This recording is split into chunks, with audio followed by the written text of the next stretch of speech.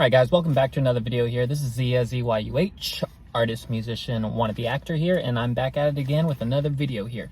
Some things have changed in the last couple of months, but I'm not going to get into too much detail about that as to why I've been MIA. Life happens, you know, sometimes you get off the wagon and you just hop right back on. Essentially, what I'm saying right here is that in the last couple of months, I've decided to really devote myself into my biblical studies, and that forces me to engage in a different type of study. Unfortunately, that means that I'm unable to do the other types of like endeavors that I have put upon myself, the responsibilities basically. And that's what life is all about, is learning how to just juggle these things and try to time management, you know, how to incorporate all of these tasks and where exactly do they fit in, and how do I execute them? How do I succeed in them? How do I finish it with a goal, with a check mark, and say, you know what, that's all I could do today, and that's enough.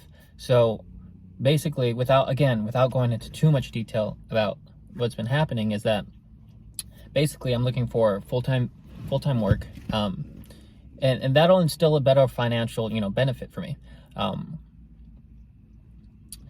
then through that, we're also investing lots of time into the biblical studies, into excelling in my educational studies, and just seeing what kind of opportunities arise when you devote yourself to certain aspects of life.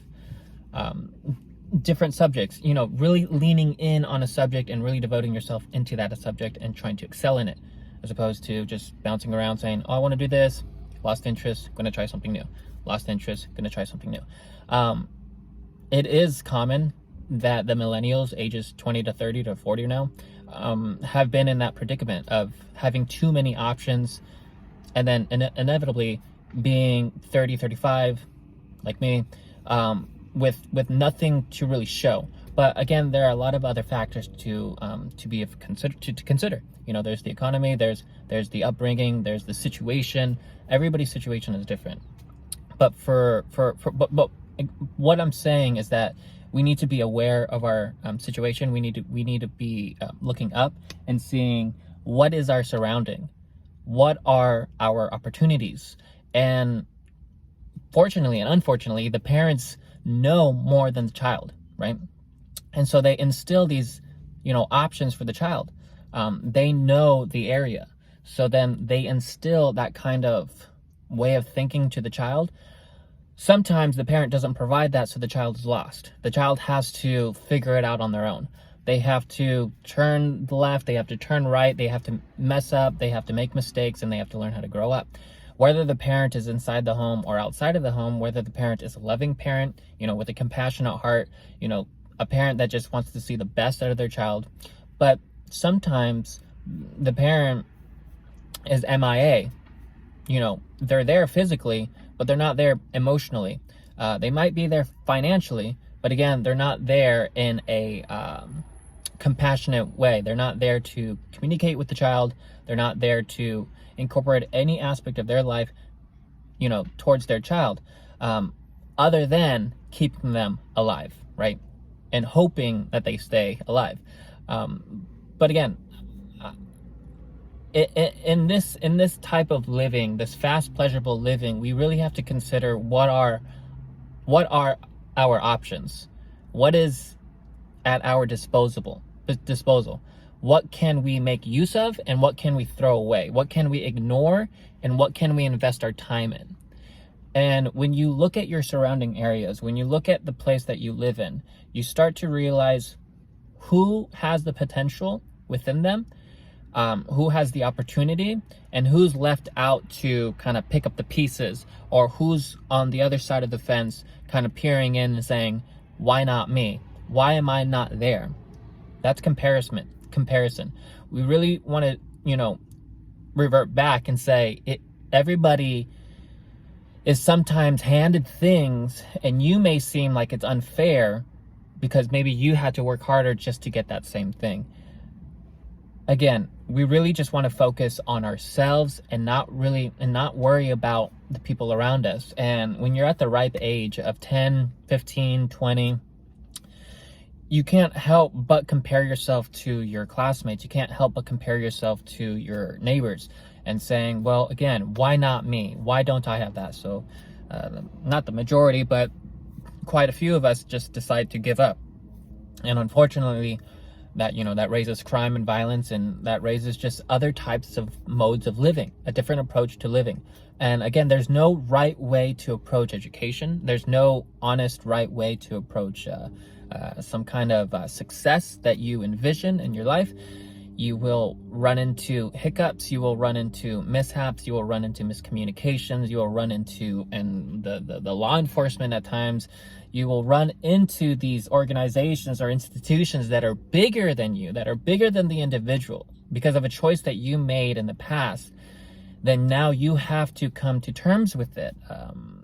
Everything that we choose to do in life, consequences arises, whether that consequences that you perceive it as a good thing or a bad thing, or vice versa. The people around you, how they observe you as the individual and say, you know what, it is because of their choice that they now have to succumb themselves to this consequence or this result. Again, whether that be a good thing or a bad thing, it's all based off on the individual. Okay, so this is basically just me saying, this lesson here is, again, episode 1. I don't think I introduced it, but this is picking up from episode 1. We're going to go into part 3. And again, we're just going to go from part 3 all the way to down to part 10. And I'm going to hopefully make this video about 40 minutes. And also, I'll say this, because I'm diving into more of like my educational route and focusing on my studies in school and things like that. This kind of project that I'm doing with uploading philosophy videos and things like that, and inspirational videos, and now I'm trying to incorporate religious videos and sorry about that, and things of the spirit, and how can we incorporate this larger hope of faith into our daily lives.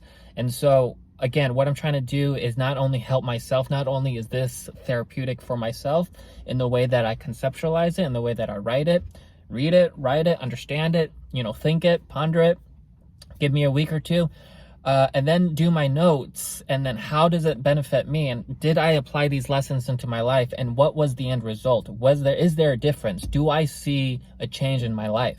And if so, well, I'll keep on using certain lessons that help me. And if other lessons I just see that they don't really apply to me, maybe because I just don't need them, but maybe someday I will, then I will, you know, of course, incorporate that set of mode of living in order to try my best to hurdle around certain obstacles that just don't pertain to me or are a waste of time, or I see them as time consuming, basically, just something that doesn't really benefit me at the end of the day. And I feel like it's just a fast, pleasurable living state of existence, meaning I used to play a lot of video games growing up. A lot. Well, not a lot. I played the average amount of video games. You know, I'd spend an hour or two on the game or something. Not like the kids today, not like the children today who are just, they can't stay away from their screen for more than, 10 minutes without, feeling like this sense of anxiety within them. Like, how do I operate as a human being? With my educational studies and the upbringing of the child, we understand that the child needs constant stimulation, but that doesn't necessarily mean that it needs to be had from the technology that's presented to us in a society. Nature has always been here. Nature has been here before us, and nature instills a sense of creativity, a critical thinking aspect to the child, and makes them think and wonder of possibilities that could be created in the future if they had just stayed outside and looked at the sun, or were watching the birds, or playing with the neighbor's dogs or something, or even quite possibly get hurt. Right now, so when the child gets hurt, and again, without getting into too much detail about the upbringing of the child, but when the child gets hurt, a lesson has to be learned. If the child gets hurt and there's no lesson, or there's no learning, or there's no progress or growth in that child, then that child is then burying in that hurt and says, okay, well, if I'm hurting now and there's nothing of good coming out of this hurt, then what's the percentage of, or the possibility of me getting hurt again? And then, what's the percentage of somebody helping me? Well, it's going to be even smaller. right? So the child then grows up into their adolescent age saying, well, every time I get hurt, I don't learn anything from it. I'm just at the receiving end. And unfortunately, that can, they can fall into like the victim mentality and saying that everybody has to do something for them. Or there are so many different factors, so many different possibilities, but it's essential that the child learns that even though we get hurt, there can be some good out of it. And so as a parent or as the guidance or as a mentor, we really need to instill these kinds of methods of thinking to our adolescent, to the younger generation, basically. And to ourselves, we really want to repeat these mantras to ourselves, because as we get older, sometimes we forget. Sometimes we just revert back to our childlike state, and we are so innocent. We feel so fragile, and we feel so sensitive to the world, and we feel like, gosh, isn't there any kind of love or compassion out there? Why is it that I feel like this, but when I go outside, I see a bunch of violence and crime and struggle and pain and jealousy and envy and sin? Not saying that I don't sin at all. But basically what I'm saying is that maybe it's just the way that I perceive things, or the way that I overanalyze things or overthink things. Or maybe I just haven't found a community that has the same method of thinking as I do. Putting that all to the side, we're going to go through these parts. And I've done a video before like this a couple of years ago, and I have it in my library. I'm going to re-upload these past videos of these mantras, these philosophies, and just to compare, just to see how I speak about these things in the last year and how things have changed. But we've already discussed part 1 and part 2. Part 1 being how to shape your character. I don't know if you guys remember that video, if you guys saw the video, but if you haven't, you can go back and watch part 1 of this part 10 series. And in there, we describe developing the character within you, really bringing out the soul within you to where it amplifies your physicality, where it amplifies your true being. So you're not playing games. You're not pretending to be nice. You're not pretending to be kind. In this world, in this world that we live in, it's common in society that if somebody treats you badly, there's no harm in treating them badly as well. If somebody treats you kind or somebody treats you nice, well, then treat them with kindness and niceness and respect, right? But this isn't a way to live. Jesus Christ tells us that we have to extend that arm of love even to the people that don't respect us or kind to us or hate us. We turning the other cheek, really just extending, being of service and of loving kindness and respect. And when people disrespect you, when people are rude to you, when people hate you or cause harm or are calling you names or make you feel like who you aren't at that moment, they're really putting you down. And they can do that. They have power within them. When a pig is out there in the world and they're just causing chaos, the pig doesn't care what you think of them. The pig does not care how it smells. It doesn't care how many fleas and flies are on it. And you, being the one in light, in hopes that you are walking in light, you cannot let the pig, right, this metaphor, this person, being a filth, being of the state of mind of, I'm always right, and whoever is against me, well, they're against me. They're not with me. And whoever is with me, sometimes they're still against that person. In a manipulation tactic, I will be nice to you and I'll be kind to you only if it benefits me at the end of the day. I will treat everybody kind and everybody respect and everybody with niceness only if I get something out of it. That's, again, no way to live. We don't want to get something out of being respectful. We don't want to get something out of being nice or kind to people. We just want to do that and leave it at that and move on with our life. You don't think about what you do. You just do it and move on. You don't think about how it affects the person, whether it's a good thing or a bad thing. You don't want to be doing anything bad to somebody. You don't want to disrespect them. You don't want to be unkind or unloving. But you also don't want to linger and wait and say, well, do you feel better now? Well, did I make you feel good? Well, that makes me feel good. And there's a fine line there. There's a fine line that you don't want to cross. You don't want to linger on and say, well, it was because of me that you feel better. What kind of life is that for you to base your existence off how many people you help? Do you really need to be on that pedestal? Do you really need to be at the top of the ladder? Do you really need to see how many people you have helped? Or do you just want to help people? Now, these are the questions we need to be asking ourselves when we get to the adult stage of 22, 23, 24, and 25, and probably even sooner than that. We really want to try to understand, and as our mind progresses, as our mind develops, and as our brain develops, and as we start, noticing that our patience is going thinner, possibly, or it's possibly even your patience is actually growing, and you're becoming more patient, and you start realizing that you have been practicing these breathing exercises because of your meditation practices, that you're instilling these aspects of life, or these theories, or these methods, or these approaches to life that instill these state of minds, or these ways of walking through life, of saying, you know what, I am gonna just be living within my own 5 minutes of reality. Meaning, if it's 4:30, I'm just going to be living from 4:30 to 4:35. I'm not going to be thinking about 5 o'clock, or let alone my 6 o'clock lecture. I'm just going to be living within the 5 minutes of my existence. Because who knows if I'll even get to 6 o'clock tonight. I might get hit by a car, I might crash and burn, I might hit somebody. Anything can happen. So if we really try to focus in and narrow in our existence of just within the 5 minutes of that meditative practice of breathing and exercise, and say, what is happening now?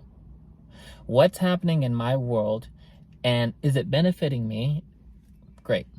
If it's benefiting other people, amazing. But just keep on going within those 5 minutes to the next 5 minutes, and don't think about the things you've done, whether they be good or bad. We don't want to be living in the past. We don't want to be thinking about yesterday, last week, last month, a year ago, 5 years ago, our childhood. None of that. All of that has happened has happened. What is happening now is happening now. We don't want to be thinking about the future, as this instills some kind of anxiety within us, because we are then worried. We are playing out these imaginative roles of the interview, of the classroom, going to work, seeing somebody you don't really want to see, but you have to see them. You play these types of role playing. You imagine it, and then so your whole body thinks and feels that. And so when you're actually experiencing it, you're not there in the moment. You're trying to compare what's in your head to the actual reality, to the actual truth. And usually more often than not, that the individual within the 5 minutes or 10 minutes has to really accept the truth of the reality, which is almost as often quite the opposite of what they were thinking of. Or you build up this anxiety and you end up portraying that anxiety within the reality, which is the interview, let's say, and the other person picks up on that. And so, I'm sorry, I got a message. Sorry. So the other person will pick up on that, and we just create chaos and destruction there.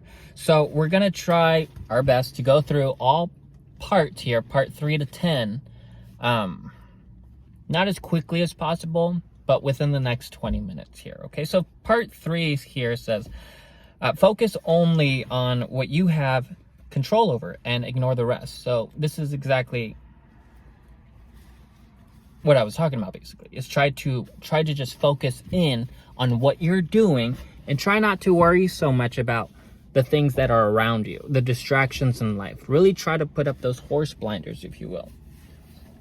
Things that don't benefit you at the end of the day, just throw them out. Throw them out. And don't be rude about it. Don't be rude about it. You know, if there's somebody in your life that you just don't agree with anymore, slowly but surely let them know that, like, if it's not, we're not asking the person to change. Again, we're not asking the person to do something for us, for our need. We're not twisting other people or manipulating people or changing people for ourselves. What we have to do as an individual is learn to let people go. And so what I find time and time again, especially within my own family, in the extended family with cousins or cousins who have friends and things like that, is that, oh gosh, this is my friend and I've had this friend since high school, but you know what? They've changed so much and I just don't like them anymore. But back in the day, we were super cool and we had the greatest time, but now I just feel like I have to be nice to them. That's the kicker. We don't have to be nice to people of our past. We don't have to be kind and always be there for other people just because they were there for us before. Again, our life is constantly transforming. Our life is our existence is constantly transforming. So therefore, we need to learn how to let go of people, not only within our own mind, but physically let go of people. And the only way to do that is to physically, mentally, state of mind, the word of mouth, letting that person go. And the person will pick up on the nuance. The person will pick up on that energy and either try to defend the friendship and say, hey, I've been noticing that you're becoming more distant in my life. Is there a reason? There is a great opportunity to have a real honest conversation as to why one individual feels the need to leave the relationship and the other individual feels the need to stay in the relationship. So right there, when the two people have an honest conversation, they could quite possibly rebuild that relationship and feel again just like they were before in grade school and high school or what have you, and say, you know what, I miss you and I miss you and blah blah blah, and then that relationship can last. But if the individual sees that the other person is distancing themselves, and the one individual says, well, that I'm fine with that, I'm fine with them just going, and I don't linger, I don't long for them, that is a healthy relationship just dissipating. And in life, relationships come and go quickly as the food you consume. So we really want to not be so attached to people. We don't want to depend on people for our own happiness. We don't want things to happen for our happiness. We have the joy within us. We need to spew that joy. We need to spew out that joy as much as we can. And the only way to do that is by being grateful for the things that you have, right? Noticing that God is in the light and God is there with you every single day. And how can you use God, who's in you, to instill that joy in other people? So it's all within our thoughts and our actions. It's all within what we think and how we perform. So if we're thinking, negative thoughts, of course we're going to be acting negatively. If we're thinking positive thoughts, vice versa, you guys. And so you can't control other people, what they say or what they do. So again, you can't bring people to you. You can't say, you know what, I still need you. I need you. It's like you're the judge. You put them in prison basically. And you're saying, you know what, I'll let you out when I feel the need to let you out. But right now I just need you to stay in your cell until I need you. We don't treat people this way. And some of us do. And some of us do it unconsciously. Some of us only reach out to people when they feel the need that they need their advice or something. And that's fine. That's fine. But to manipulate people or to choose to say, you know what, I only need you for me, but when you come to me, I'm not going to pay attention to you. That's a very selfish relationship, and that's not a relationship. And there's a lot of people out there, so we really need to watch out as to how they react to when we call out for help. And if we're just there for them, and again, this is kind of contradicting to what I was saying in the beginning of the video as to, even though the person isn't really there for you, we have to try, as Christians, we have to really try to just extend that loving hand and that loving kindness and respect, even when they're not there for you, because you know who's there for you? It's God. So again, we don't really need to depend on people for our own sanity, right? It's essential, it's needed, it's nice, but it's not the default. It's not the end. God is the one who instills that joy within us. And when you read your Bible, when you read those verses, when you read things that lift up your heart, those people in your life, they start to dissipate, but in a healthy way. In a healthy way. You're no longer dependent on them. So number 4 is doing something productive with your anger, which is one of my favorite ones to do, because I have a quick temperament. I'm quick to anger, and I know this. I've known this my whole life, but in like the last 5-10 years, I've gotten really, really good at using my anger in different methods, through my artistry, through my painting and exercising and boxing and things like that.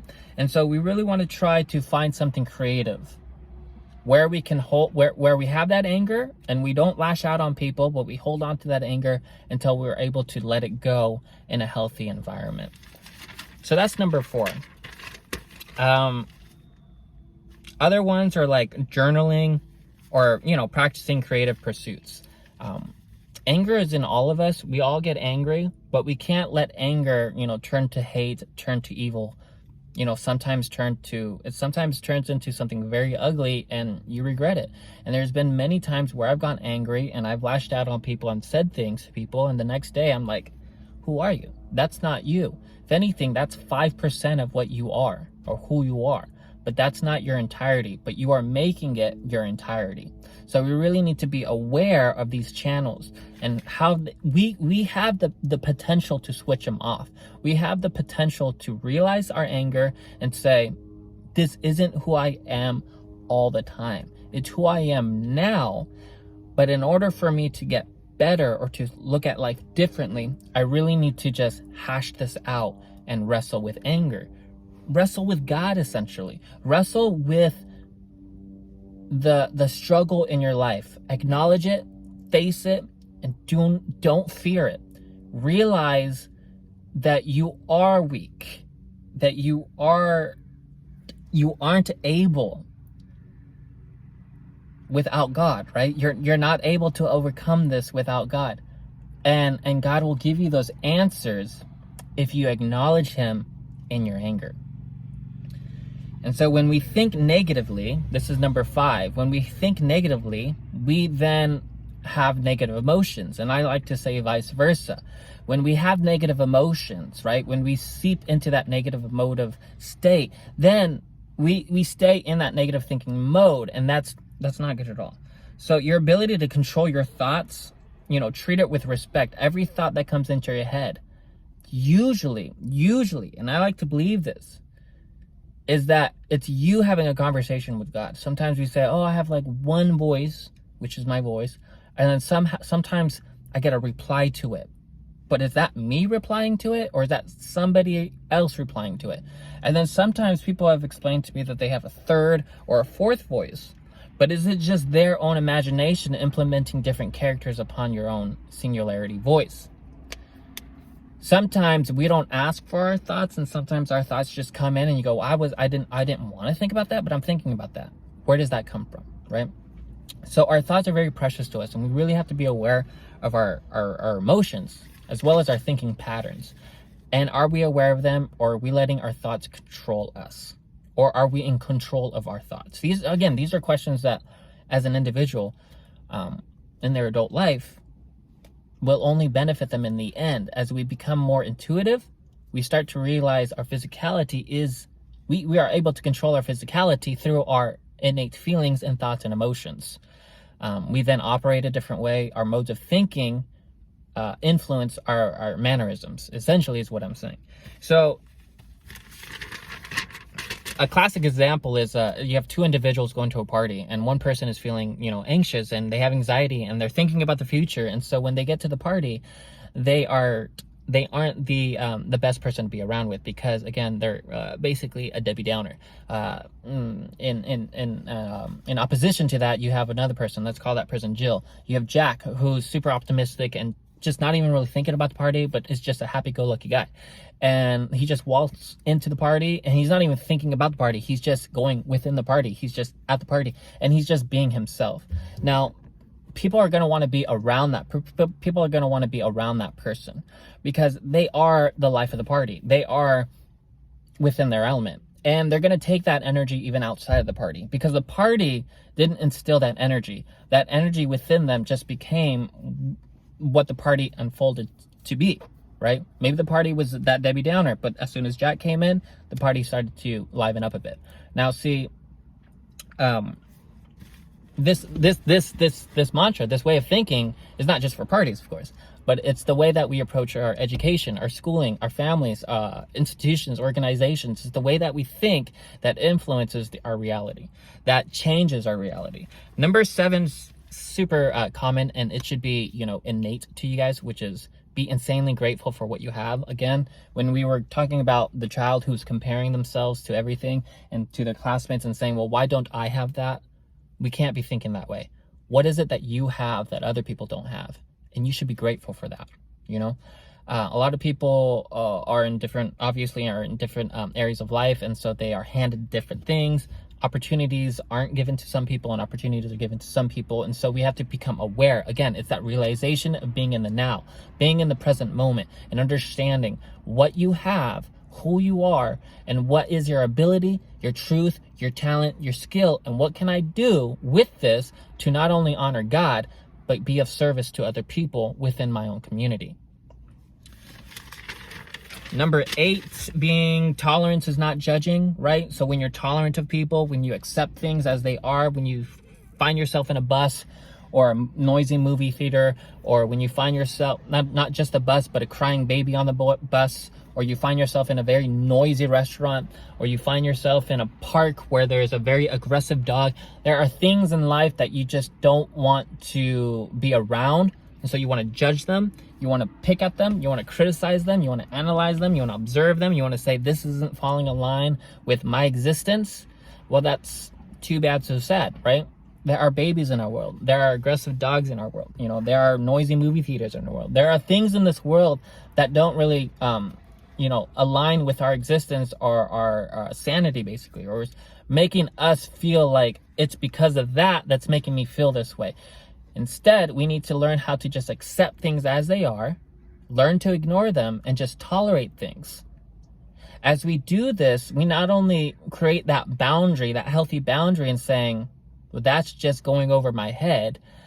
It's a working process. It's not going to happen overnight. Next time you find yourself where you find yourself irritated, annoyed, where you find yourself, well, if I just open up my mouth, it would take care of the problem. It won't. It'll only create even more problems. We really need to just learn how to accept things as they are, ignore them, and move on. Just move on with your life. That crying baby on the bus, babies cry. That noisy movie theater, you got people talking in the theater all the time. That's just what happens. People talk. That aggressive dog, don't walk towards that dog. Don't create a problem by approaching that dog and saying that dog is too aggressive to be at a park. Just walk away. You will save yourself a lot of hurt, a lot of worry, and a lot of drama. Number 9 just falls right into this. The peace you need is within you. You don't need to exert yourself into reality and create problems in order to feel justified and amplify yourself and feel all super good about yourself and say, oh, now I feel good about myself. But a lot of people walk around this world with their puffed up chest, with their nose up in the sky, and saying, I am in control of my existence. And you are. You are in control of your existence. But does not give you the right to manipulate people, to bombard yourself into other people's situations or dramas or institutions or organizations or things like that, and saying, you know what's best for everything, or you know what's best for the company, or blah, blah, blah. You're not inserting yourself into other things, but instead you are just being at peace within the reality of the existence that you're experiencing. You're putting yourself in a position of just understanding, again, and being tolerant and being acceptable. You're just accepting things as they are instead of trying to influence it through your own state of mind, or you're trying to change it in a sense. It's not your responsibility to change things. It's not your responsibility to maneuver things or to try to shift things to where it aligns within your own existence. Your life will go so much easier if you just accept things as they are, tolerate them, and just move on with life. Here's something that Marcus Aurelius says about the peace. Today I escaped anxiety, or no, I discarded it, right? Because it was within me in my own perceptions and not outside. Again, sometimes we implement these types of thinking patterns within us, ourselves. And the only way to overcome it is to just let it go, is to just throw it away.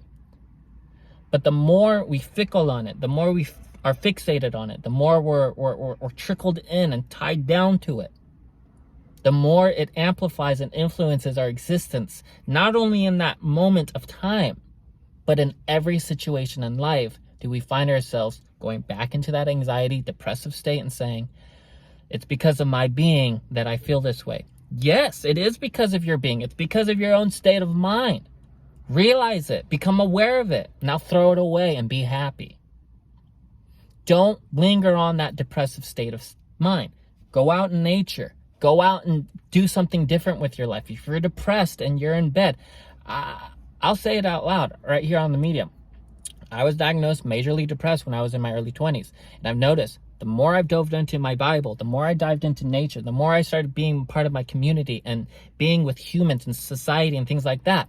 Yes, I have bad, sour days. Yes, I'm in bed sometimes and just feeling sad. That's normal. But I don't let it take a hold of me and bring me down. I forcibly put myself in front of the mirror or I get myself out of bed. I am sad, I'm depressed, but I'm trying.